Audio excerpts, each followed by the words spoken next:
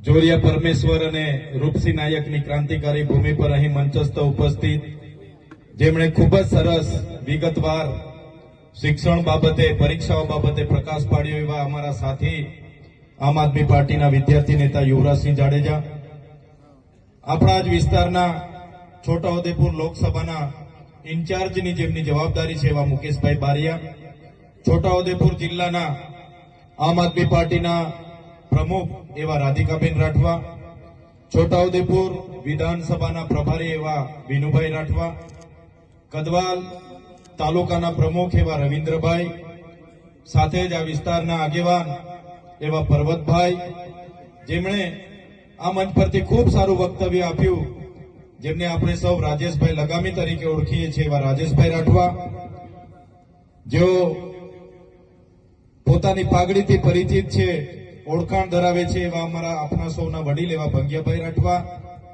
સાથે યુવા આગેવાન પરેશભાઈ રાઠવા, મંચસ્થ ઉપસ્થિત તમામ નામી અનામી પદાધિકારીગણ, એ જ પ્રકારે મારી સામે જુદા જુદા વિસ્તારોમાં ભારતીય જનતા પાર્ટીના નેતાઓની ધમકી હતી, ડર હતો, સરપંચોનો ડર હતો કે જશો તો તમારા મીટર તોડી લઈશું, તમારા ઝૂંપડા પાસ નહીં ખાવા દઈએ, તમારો રોડ નહીં બનાવીશું, તમારા પેલા ખેડૂતના પૈસા જમા નહીં કરીશું, વિધવા પેન્શન નહીં મળશે, વૃદ્ધ પેન્શન નહીં મળશે, છતાં પણ પોતાની કોઈની પણ દાગ ધમકીના દબાણમાં આવ્યા વગર મોટી સંખ્યામાં અહીં ઉપસ્થિત થયેલા મારા પિતા તુલ્ય વડીલો, માતા તુલ્ય મારી માતાઓ, બહેનો, મારા સાથી યુવાન મિત્રો, મીડિયાના મિત્રો, પોલીસ અધિકારીઓ, બધા માટે એકવાર આપણે જોરદાર તાળીઓ પાડી લઈએ.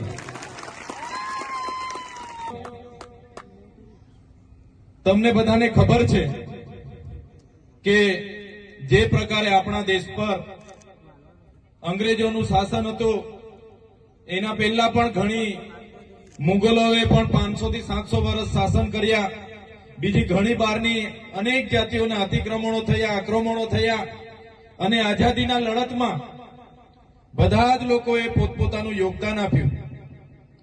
1857 નો વિપ્લવ હોય કે 1838 થી 1858 ની ક્રાંતિ હોય, એ રૂપસિંહ નાયક હોય, ગલિયા નાયક હોય, બાબર નાયક હોય, જોરિયા પરમેશ્વર હોય, રવજી બારિયા, ભૈજી બારિયા હોય, રવજી નાયક હોય, બધા જ લોકોએ આઝાદીની લડતમાં દેશને આઝાદી અપાવવા માટે પોતાનું યોગદાન આપ્યું છે. તમે જોયું હશે ઇતિહાસમાં આપણા આદિવાસી ક્રાંતિવીરોના ગૌરવશાળી ઇતિહાસને સ્થાન નથી મળ્યું, ઇતિહાસના પાનામાં આપણને જગ્યા નથી મળી, પણ જે આપણો ઇતિહાસ હતો એ ધીરે ધીરે બહાર આવી રહ્યો છે.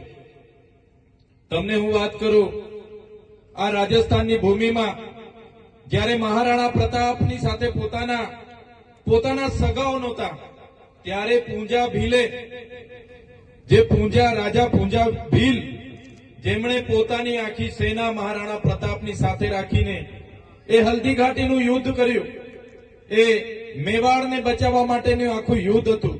એ જ પ્રકારે ઝલકારીબાઈ હોય, હલ્દી ઘાટીની ઝલકારીબાઈ હોય, એ જ પ્રકારે તમે મધ્યપ્રદેશના ટાટિયામામા ભીલ હોય, રાણી દુર્ગાવતી હોય, મહારાષ્ટ્રમાં ખાદ્ય નાયક હોય, ભાગોરા નાયક હોય, ચીતુ કોરાડ હોય, કે ત્યાંના ગુલિયા મહારાજ હોય, રામદાસ મહારાજ હોય, બિહારમાં બિરસા મુંડા હોય, ત્યાં ફૂલો જાલો હોય, સિંધુ કાનો હોય, જેવા અનેક આદિવાસી યોદ્ધાઓએ દેશની આઝાદીમાં યોગદાન આપ્યું.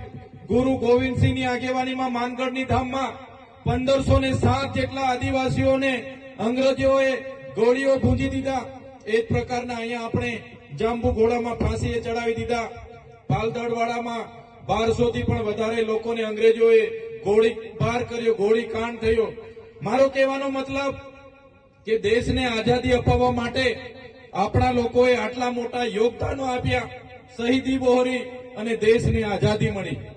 ભલે ઇતિહાસમાં એમનું ક્યાંય નામ નથી, પણ ઇતિહાસને આજે સાક્ષી છે, એમનો ઇતિહાસ આજે એ પથ્થરની લકીરોની જેમ ધીરે ધીરે બહાર આવી રહ્યો છે. ત્યારે દેશ આઝાદ થયો, દેશનું સંવિધાન બન્યું, અને દેશના સંવિધાનના આમુખમાં એવું જણાવવામાં આવ્યું કે અમે ભારતના લોકો આ દેશને સમાનતા, સ્વતંત્રતા અને બંધુતા આપીએ છીએ. આ દેશના લોકોને ધર્મનિરપેક્ષતા આપીએ છીએ, આ દેશના લોકોને એકતા રહી, વિવિધતામાં એકતા રહી એ બાબતની સંવિધાનમાં પ્રાવધાન છે. પણ આ દેશ એ સંવિધાનથી ચાલતો નથી. આજે દેશમાં જે પણ સરકારો આવી એમણે એવી વ્યવસ્થાઓ કરી છે કે આજે ગરીબ દિવસે ને દિવસે ગરીબ થતો જાય છે, ખેડૂત દિવસે ને દિવસે ગરીબ થતો જાય છે અને ઉદ્યોગપતિઓ આજે દિવસે ને દિવસે માલદાર થાય છે. આપણો શું ઉદ્દેશ હોય? અહીંયા બેઠેલા મારા વડીલો, યુવાનો, અહીંયા માતા બહેનો, આપણે સરકારને મતદાન કેમ આપીએ છીએ? કે આપણે સરકારને એટલા માટે મતદાન આપીએ કે આપણા વિસ્તારમાં આપણને મૂળભૂત સુવિધાઓ મળે, આપણા બાળકોને ભણવા માટે સારી શાળા મળે, સારી આંગણવાડી મળે, પૂરતા શિક્ષકો મળે અને ભણી ગણીને જ્યારે આપણા યુવાન યુવતીઓ આવે તો એમને જીવન જીવવા માટેની રોજગારી મળે, નોકરી મળે. પણ એ આ સરકાર કરી નથી રહી. 30 વર્ષથી તમે જોયું હશે એક હપ્તું ભારતીય જનતા પાર્ટીનું શાસન છે.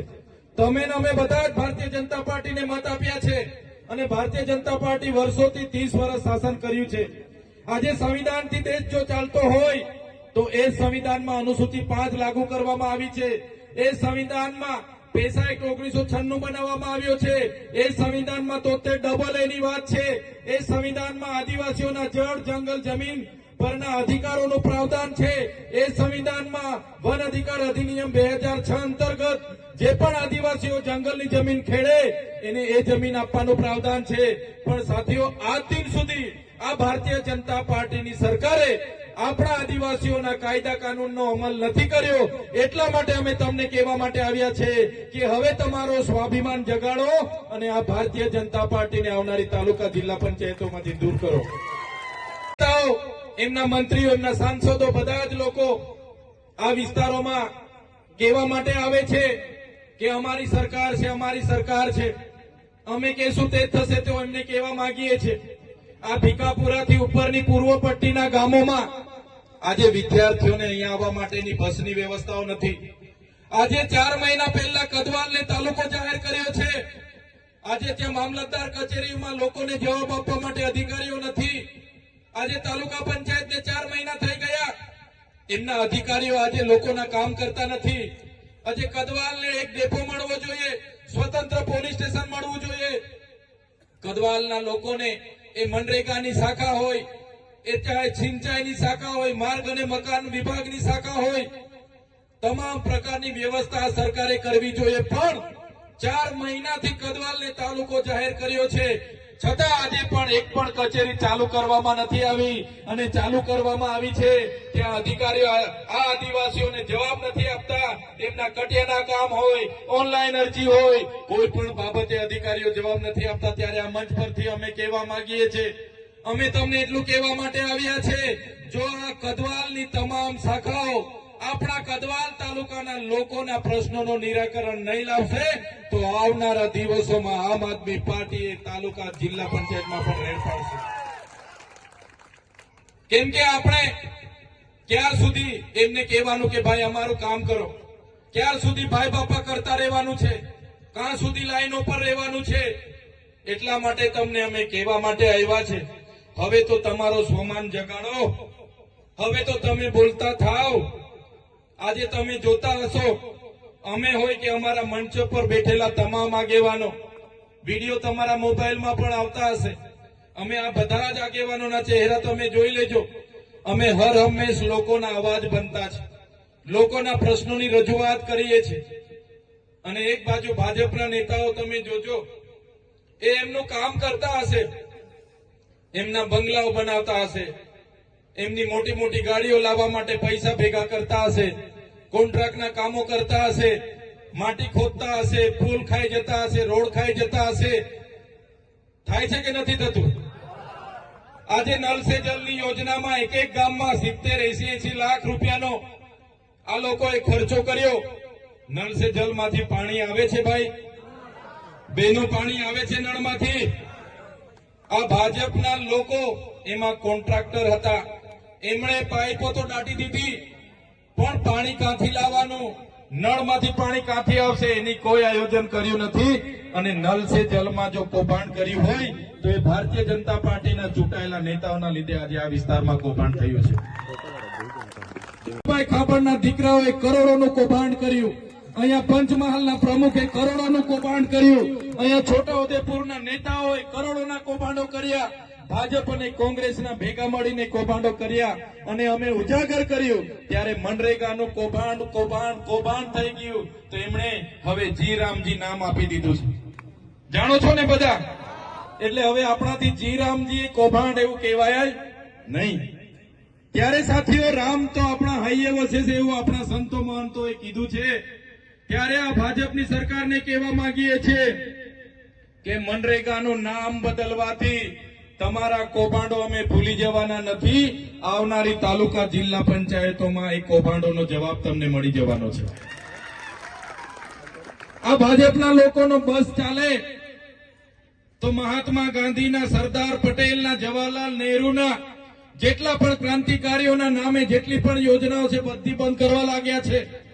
મને લાગે છે આમનો બસ ચાલશે, તમે ને અમે જાગૃત નહીં થશું તો આવનારા દિવસોમાં આપણી જે ચલણી નોટો છે ને 500, 100, 200 એમાં પણ દાઢીવાળા બાબા આવી જશે. આવશે કે નહીં આવશે? મહાત્મા ગાંધીજીને હટાવીને એમાં પણ સફેદ દાઢીવાળા બાબાને લાવવાનું કાવતરું આ લોકો કરશે. એટલે તમને કહેવા માંગીએ છીએ આવનારા દિવસોમાં તાલુકા જિલ્લા પંચાયતો આવવાની છે, એમાં બધા તૈયાર થઈ જાઓ અને ભાજપ અને કોંગ્રેસના સંબંધ અને શરમ ભૂલીને તમારામાંથી ઉમેદવારી કરો અને આપણા લોકોનું કામ કરે, રાતે ઉજાલે આવીને ઉભો રહે એવા લોકોને ચૂંટીને લાવો અને પરિવર્તન લાવો. એ વાત કરવા માટે અમે તમારી વચ્ચે આજે આવીને ઉભા છે. સાથીઓ, અમે રસ્તે ઉભા હતા, ભાવી જેતપુરથી આવ્યા ત્યારે રસ્તે વાત થઈ કે આ વિસ્તારમાં જે લોકો ઘણા વર્ષથી જંગલની જમીન ખેડે છે, હવે જંગલ, જળ અને જમીનના પ્રાવધાન આપણને બંધારણમાં આપ્યા છે. પૈસા એક એવું કહે છે કે ગામ સભાની પરવાનગી હોય અને ગામ સભા સર્વસંમતિથી નક્કી કરે તો એ વ્યક્તિને વન અધિકાર અધિનિયમ 2006 અંતર્ગત એ સનદ આપવાની થાય છે. છતાં આજ દિન સુધી ભાજપના શાસનમાં 50% લોકોને આજે સનદ મળી નથી.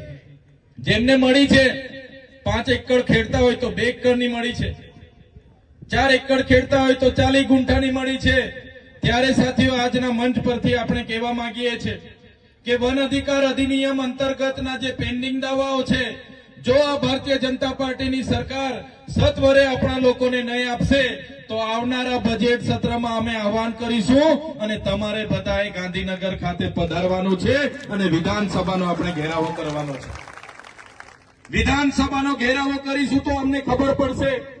હમણાં જ યુવરાજસિંહભાઈએ કીધું કે આદિવાસીઓને આર્ટિકલ 335 16(4) ક અંતર્ગત આપણને શૈક્ષણિક અને નોકરીમાં અનામત મળ્યું છે.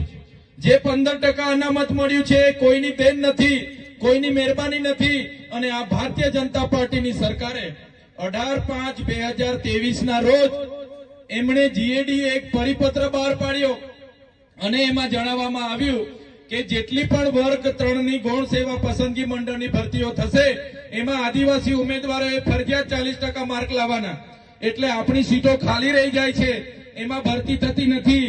ત્યારે મેં આ મંચ પરથી કહેવા માંગુ છું, તમારા બધાના યુવાનો, દીકરાઓ જે પણ ભણી ગણીને આજે ભરતીઓની તૈયારી કરે છે એમને પણ કહેવા માંગુ છું, આવનારા દિવસોમાં અમારી આગેવાનીમાં ગુજરાતની વિધાનસભા, ગુજરાતના પાટનગર ગાંધીનગર ખાતે આહવાન થશે અને તમારે બધાએ બજેટ સત્ર દરમિયાન ગાંધીનગર પહોંચવાનું છે.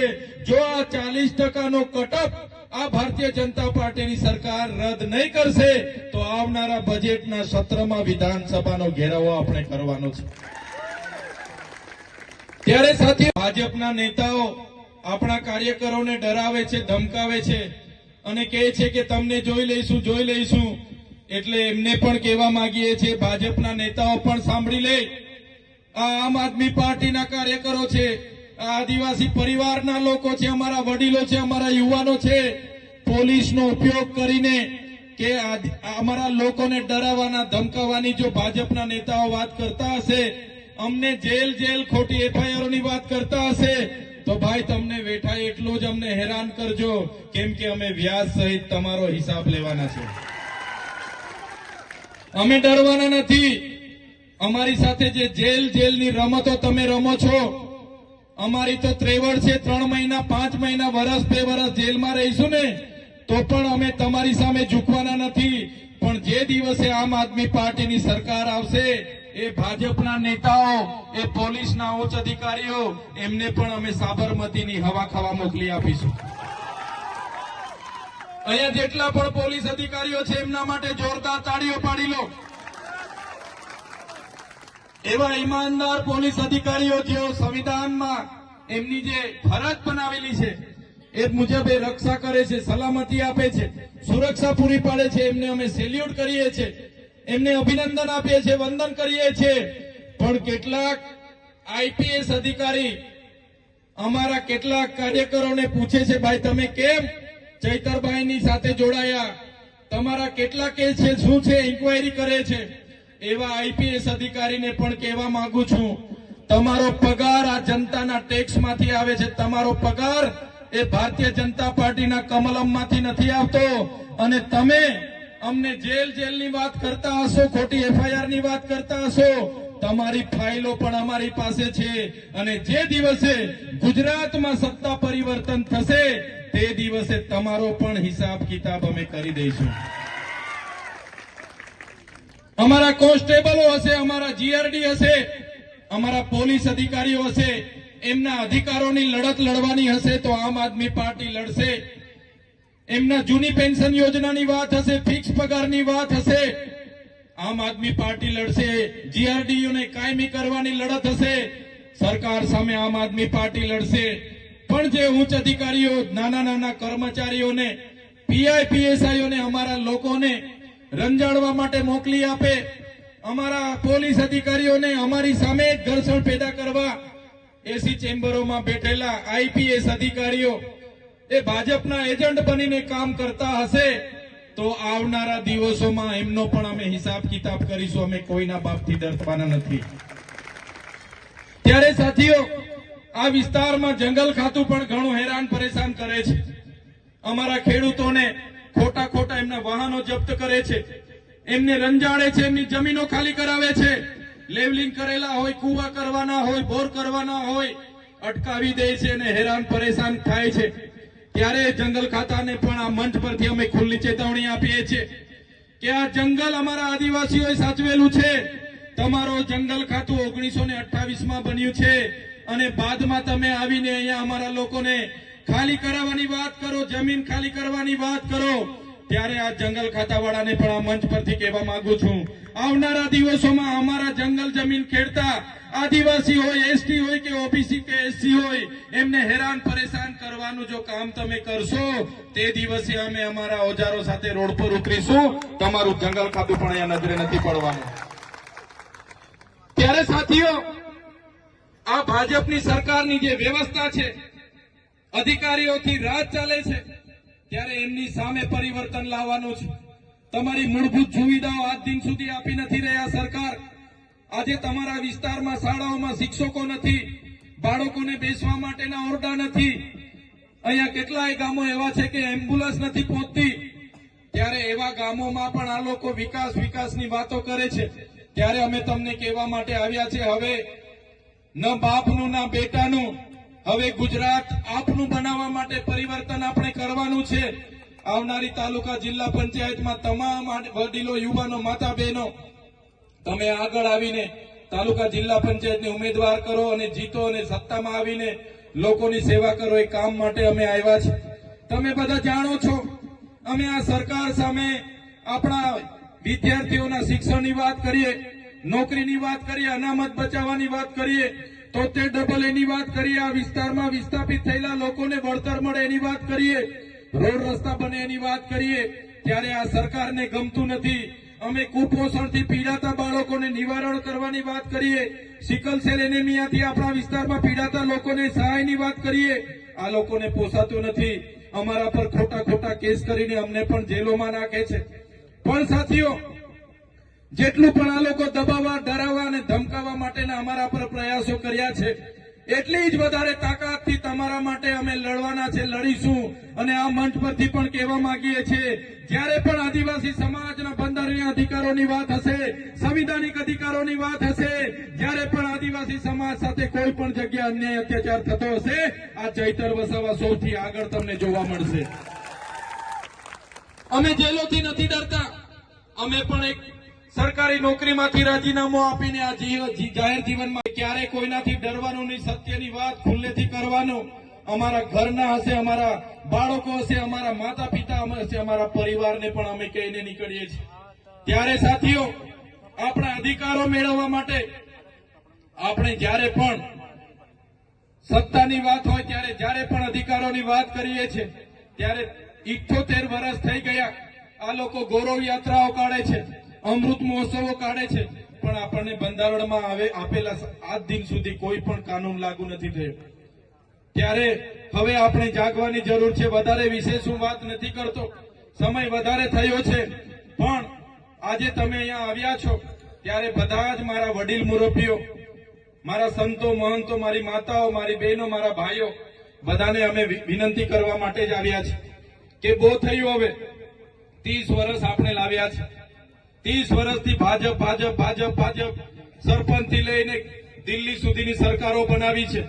પણ એકવાર અમને તક આપો, એકવાર અમને સહકાર આપો, તમારા પવિત્ર તમારા મત આપો, એકવાર તમારા આશીર્વાદ આપો અને આમ આદમી પાર્ટીના હરેક કાર્યકર, આમ આદમી પાર્ટીના હરેક પદાધિકારી તમારી સેવા કરવા માટે થન ગણી રહ્યા છે. ત્યારે આવનારી તાલુકા જિલ્લા પંચાયતોમાં તમારો સહકાર, તમારા આશીર્વાદ અમને મળે, એ જ વાત સાથે આજના કાર્યક્રમમાં આપ સૌ મોટી સંખ્યા